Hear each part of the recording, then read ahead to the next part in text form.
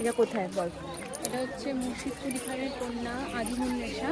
ওনাকে এখানে জীবন্ত কবর দেওয়া হয়েছিল বলে ভাবা হয়, কারণ উনি নাকি অদ্ভুত আছে, জানা নেই, উনি নাকি বাচ্চাদের কলিজা খেতেন। ওনার এই পাপের জন্য উনি নিজেই নাকি বলেছিলেন যে আমাকে জীবন্ত সমাধি দেওয়া হোক, এবং এমনভাবেই সমাধি দেওয়া হোক যে আমার ওপর দিয়ে সবাই যাবে হেঁটে, এবং আমি তাদের চরণধুলিগুলো মাথায় নেই, যাতে আমার এই পাপের খণ্ডন হয়।